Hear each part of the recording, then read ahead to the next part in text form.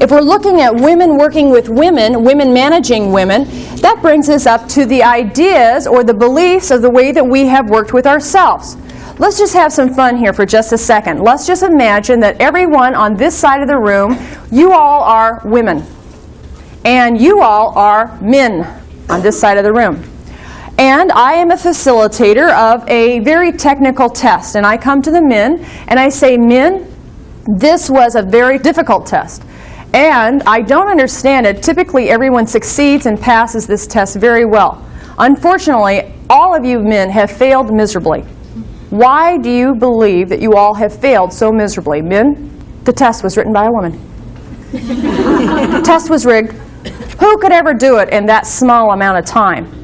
I mean, you set up an impossible task for us, and there is no way that anyone could have been able to fulfill your expectation. And in fact, where do men typically put failure? Outside of themselves. Ladies, same test. Women, very difficult test, a technical test here. I have to tell you that there was not a single one of you that have succeeded. Every single one of you have failed. Why do you believe that you women have all failed? I didn't study. I didn't study. Not technical minded. I'm not technical minded. PMS. So where do we attribute failure?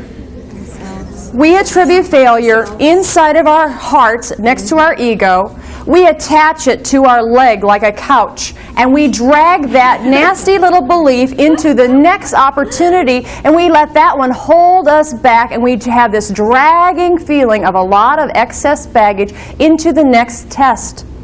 And the next test will be back with the men. And with the men, I say, men, very technical test. Most of the time, people fail this test, but not you. Every single one of you, you all have passed this test with flying colors. I can't believe it. You've all succeeded. Why have you all succeeded so fabulously, men? Because I'm great. Of course I'm great. You know I'm great.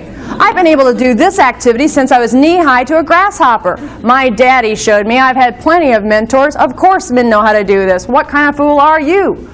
Right? Women? Same technical test. Ladies, very difficult test. I typically have very few people succeeding at this test. Could you tell me why is it that you have all succeeded so fabulously? Every single person has gotten 100% on this test. Why have you all done so very, very well? The test was easy. I got lucky. You explained the directions so very well that I was able to get every single point done perfectly.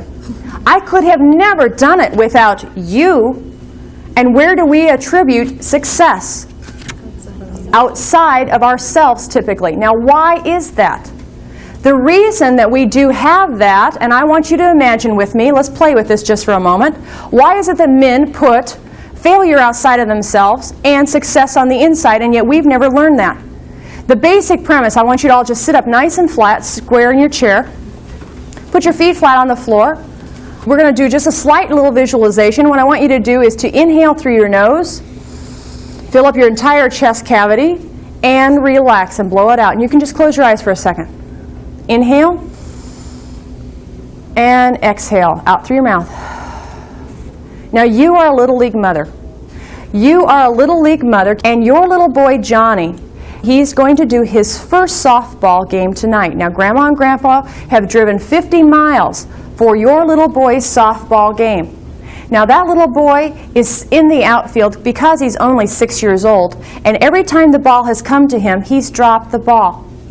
When he got into the batter's box, he struck out 3 times, and little Johnny's team lost the entire game by 10 runs. Now you can open your eyes, and as a good Little League mother, what did we say to little Johnny? You'll win next time. Johnny, losing a game just means you need to practice more. Now what we're going to do is we're going to get Daddy to come and coach you on the weekend. As a matter of fact, we think you deserve to have a professional coach, and we're going to go out and hire someone that will train you professionally. We feel so good about that. We're going to make sure that you succeed, and we're going to spend the money to make sure that you get the right things. As a matter of fact, we're going to make sure that you have the baseball cards and you have a male image so that you know who you should grow up to be. We're going to take you to the library so that you can see all of the books on the rules and regulations, and we're going to take you to every movie and every TV show so that you can see other people that would be just like you in the future, so you know what to be when you grow up. And we'll make sure that we've socialized you for that success. So men have always had the approval outside of themselves. They have had, we women, mothers, putting them on the pedestal. They've never had to search for that source of approval. They have been conditioned that it would always be there, and it always has been there. Now, we little girls, Mommy would say, why don't you go to Daddy and see if he likes your new Sunday dress and your new patent leather shoes? Daddy, do you like my new outfit? And we learn to have our source of approval outside of ourselves. Well, you better learn how to cook, because the only way you're going to get him to marry you is if you're a good cook. And he'll value you on being a good cook outside of yourself. So we have learned, and our conditioning has been to look outside of ourselves. How many of you can remember your mother or father ever coming to a jacks tournament? Didn't we play jacks? How many of them came to a jump rope tournament? And did you ever have to compete to get on that jump rope team? Did you ever have to, or did we make up the rules as we went because we were relationship oriented? We wanted to make sure that everyone felt good. Did we ever have to show off our skills to be on that first base? And once we are on first base, let's say that we have competed to get into that position to be on first base. How many of us are still covering all the bases rather than our own base?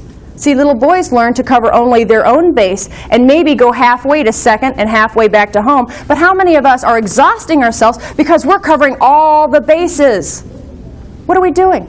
So we're looking at self-esteem. Self-esteem is the way you feel about yourself, but it usually comes from the approval of other people. When I am managing a woman, I want to make sure that I have given her that approval. I want to make sure that I've gone out of my way because she is seeking approval outside of herself. Now I want to tell you the story about the two little boys that are walking down the path. And these two little boys are walking down the path. They're going to a crawdaddy race.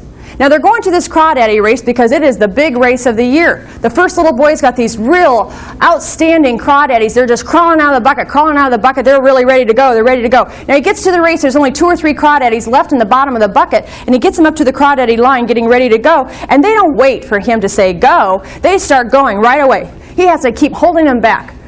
Well, the other little boy, he's got a whole bucket full of crawdaddies, and they stay right there at the bottom of the bucket. They're perfectly right there at the bottom of the bucket. He gets up to the crawdaddy line. They stay nice. Their toes are right there to the line. They never cross that line, not one little bit. They're just right there, and they wait for him to say go. Now, the first little boy said, gee, you've got all your crawdaddies left. How did you keep all those crawdaddies in that bucket? The second little boy said, the way I keep all those crawdaddies in the bucket is I get the right crawdaddies. I got female crawdaddies, because when one of them tried to crawl out to the top to get ahead of everyone else, the rest of them pulled her right back down. What are you doing with the women around you? Are we empowering women, or are we pulling them right back down?